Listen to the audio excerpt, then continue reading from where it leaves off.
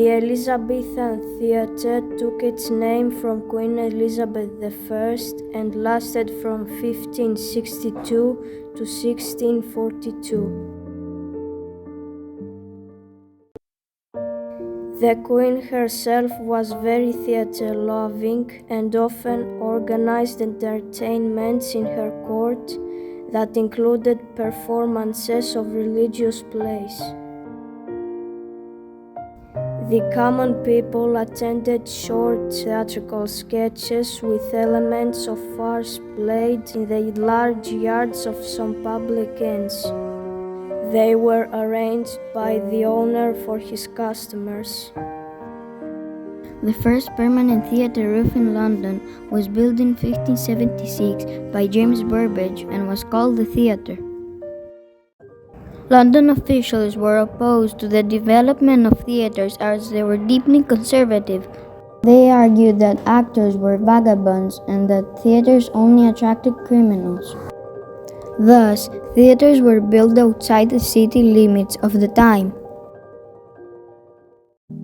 Despite the obstacles, the success of the first theatre led to the creation of other similar theatres, such as the Rose, the Swan, and of course the Globe, Shakespeare's theatre. The troops that staged the plays were under the patronage of a wealthy nobleman. The different troops had different organization and internal regulations.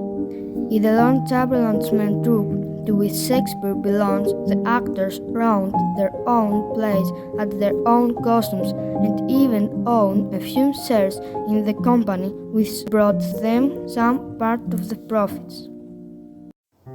There were no female actors in Elizabethan England. Boys, specially selected for their slim build but also for their sweet voice, were trained alongside older actors in order to successfully perform the female roles. The comic actors of the troupe played the old women of the plays. In their construction, theatres were circular, wooden, and open. Since there was no artificial light, performances were scheduled during the day when there was natural light. Of course, since it often rains in London, there were several wet performances. There were no sets but some props. Theatres had a tower-like roof. From that point, the starting signal was given by the sound of a trumpet, while a flag was waving during the performance that represented the type of drama one would expect. A white flag for comedies, a black flag for tragedies, and a red flag for historical dramas. The most famous Elizabethan stage was the Globe Theatre, built in 1599 on the south bank of the Thames. Let us now look at the parts of the theatre looking inside the globe. The pit. People paid 1 penny to stand here and watch the performance, rain or shine. Those people were called groundlings. They will drop the coins into a box as they entered, hence the term box office. The galleries. 3 covered seating sections for the worthier people that cost 2 pennies. The main stage, where the main action of the play took place. It was so small that no more than 12 actors could appear at the same time. The trapdoor. Door built into the main stage where actors could appear or disappear through it. The upper stage. Another acting area used for most bedroom and balcony scenes. The heavens. The roof over the globe stage painted with stars, moons, and signs of the zodiac.